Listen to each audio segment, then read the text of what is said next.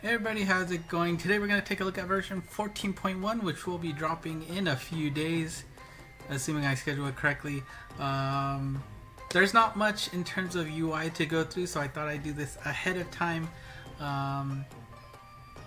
because why not? I can. So let's take a look. So first of all, when is maintenance? Well, it's going to be on June 4th, midnight Japan time. June 4th is of course a Tuesday, so make sure you adjust for your time zones accordingly. It should take about 5 hours according to their plans. Now, the biggest thing in the update probably is the fact that now Impossible, Colossal, and Gozetsu monsters will now receive luck skills. If you don't know how luck skills work, they scale with the luck of the monster. Pretty straightforward. So a monster that has 1 luck has a much lower percent of activating their skill, whereas somebody that is max lucked will have a much higher chance. The rates depend on the luck skill, and I'm sure it's difficult to pin that down, but I'm sure somebody out there in the Japan world has figured some kind of number to it, but we'll leave that off for now. So first, who are going to get the critical bump combos? That is going to be these 14 monsters. We've got Izanami Zero, you've got Ashura there, and Ashura is actually an interesting one that Tonun popped out on his Twitter account. If you haven't followed him, I highly recommend you do follow him. He gives great visual summaries of all the news on top of some insight into scheduling and stuff. So he's a great resource even if you can't speak Japanese. But he pointed out that Ashura has a really high attack stat, and the fact that it will get critical may make her somewhat interesting to use. As you can see, when you get the critical active, your attack bonus goes up to 7.5 times its normal value. I'm sure you've seen it plenty of times where you happen to hit that weak point, that critical shows up, and bam, that gauge disappears. If you didn't know the multiplier, that's exactly why. But yeah, we've got some old ones, including new ones. We've got even Yamatake from back in the day, and Vila from the most recent Gozetsu set. Look at that, you got the basic Muramasa there in the dark form getting the critical. So it's cool to see. I mean, this is a straight up buff for a lot of older monsters. I'm sure, I know a lot of people are, have said, why hasn't this been here from the start? But pretty cool to see for sure. Alright, next slide, we've got the shield monsters, and how shield works, of course, is that each hit that a monster would have normally taken will be reduced to 1. So basically they turn into a scorpion form. Easiest way to explain it, I think. I don't know, this one's hit or miss, right? It can save you sometimes, but it's uncontrollable. So I mean, like I've said before, it ranges from the oldies like Izanami, and who else do we got here? I guess she's probably the oldest one, right? But Raudora has one, Kaimeju we just got recently, Nigimitama, I think that's Nigimitama, I can never get them straight, but the one in blue. Nice variety for sure. Oh, Naraku there, even a difficult quest monster from the Abyss, right? Kinki no Goku. Cool updates there. Alright, let's take a look at those that get a guide. And how guide works, of course, is that for that turn you get to see their movement after their first bump. So that can be helpful in a lot of precision type quests. Moro, you see, one of the more recent monsters, which ended up being surprisingly easy. She will be getting the guide.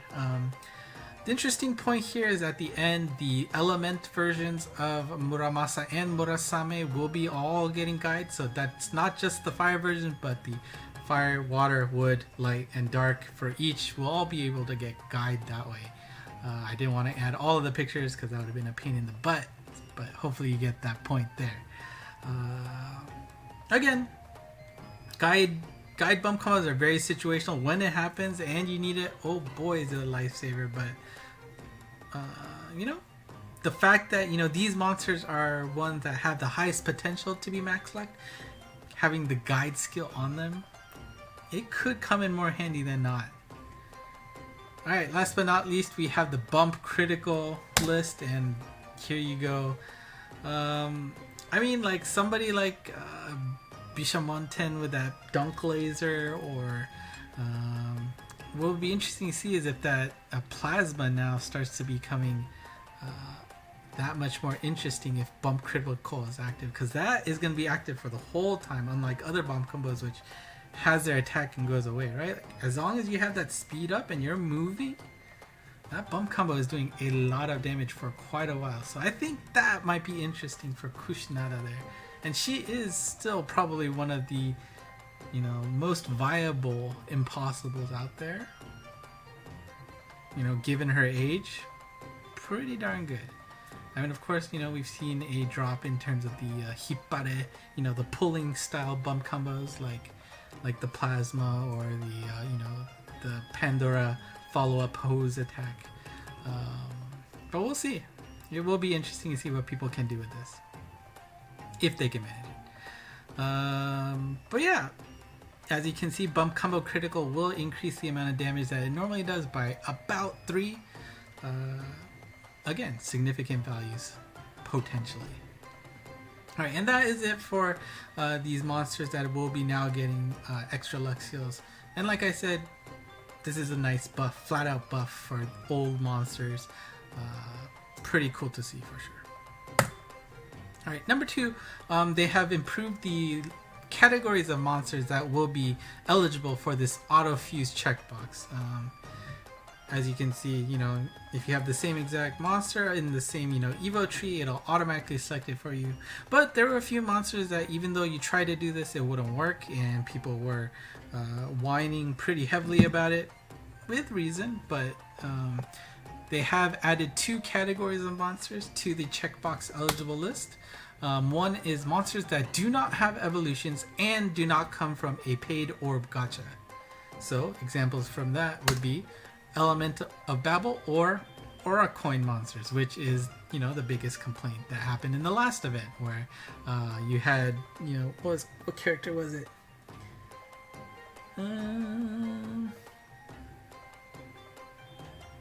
Yeah, this guy, right? Tenpaku, right? You got the coins exchanged for it, but it was just in your box and there was no way to fuse it. Now the fact that, you know, she's not gonna have an evolution and she didn't come from a paid orb gacha means she is now eligible for that checkbox. And let's get this clear, you know, as a programmer myself, the consequences of getting that process wrong is really bad, right? Like, you have, as a user, you've paid time, effort, you've gotten this item which you now need to exchange. If you're not careful about it, it's going to fuse away something that you may have wanted to separate, right? Or coding wise, you screw that up. You let somebody fuse a category of monsters that's too broad, you screw that up. There's going to be some angry customers, and I'm sure they took their sweet time to make sure they got it perfect. And if not, give me those apology orders. The other category that they added were monsters that have a that shouldn't be evolution, that should be transcension form. Let me fix that on the fly.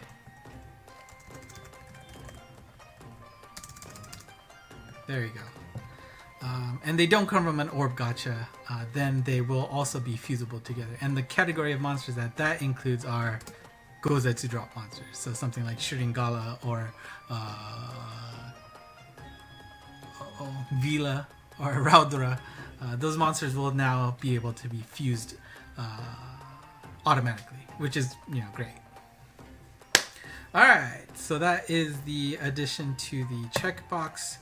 Number 3 is for those of you who are paying for the Mon Pass. This is going to be very nice for you out there. Unfortunately, since I'm free to play, I don't have any stakes in this, but I think this is pretty darn important. They are increasing the reward, or improving the reward, of subscribing for 3 consecutive months. Normally you would just get a free pull with no stipulations on it. Now it will absolutely guarantee that you get a new monster, just like that Hoshidama campaign that we've seen before. What does it mean to have a new monster? It means that you do not have any of the evolution forms. So if you have the base, you have the evo, you have the ascension, you have the transcension of a monster, that family of monster is not gonna come out for you. With one exception.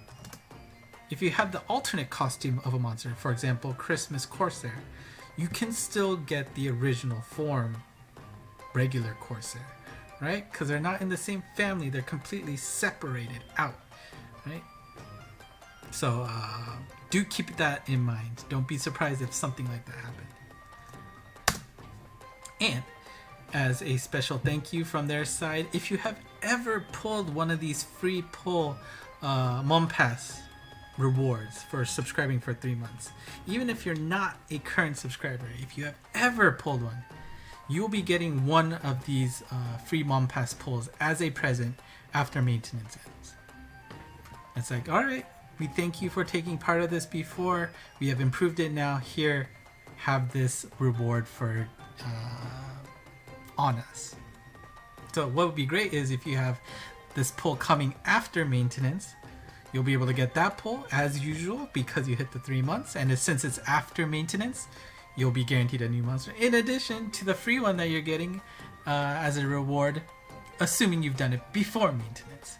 So for those of you who did that, congrats. I'm just gonna sit on the sideline and watch other YouTubers pull their free Mon Pass reward gacha. Alright, number 4. And this is probably going to make a bunch of people happy. Maybe not to max luck, but maybe just for Evo mats. But the War God Impossible series are now coming to the library. I feel like it's been forever since this has been in line to happen. But Nirvana, Doom, Memento Mori, Karma, and Akasha are all coming to the library now. And Akasha, I think, is probably the important one because something needed a bunch. Was it? I don't even remember, but they're all annoying. But it's nice to see them in the library now. Whew. Alright, and last but not least, this is probably for those of you who have still resisted downloading a external app to the game, which I don't know how you're doing co-op, but you can now get good job stamps. You can change them, you can access them without having to connect a line. Up until now, you had to have attached a line account to your Monster Strike account to have access to them. After maintenance, that is no longer true. Woo! Alright, so that's it for 14.1. There are a few more quests added to the library. You can see that in game once it gets added. In addition, there is a noted bug about some meteor style attacks in stages where monsters go transparent. So I assume that's the Kinki no Goku, the Abyss, or either the Sacred Beast stages. So it does say that it requires specific stages and specific actions on your part for attacks to malfunction. So for the most part, edge cases that you don't need to worry about, but no worries. So that's it for me. Remember, maintenance begins on June 4th. And after that, we'll see the collab with Promare. So lots of fun stuff coming very soon. So let me know what you're excited about in the comments. And until next time.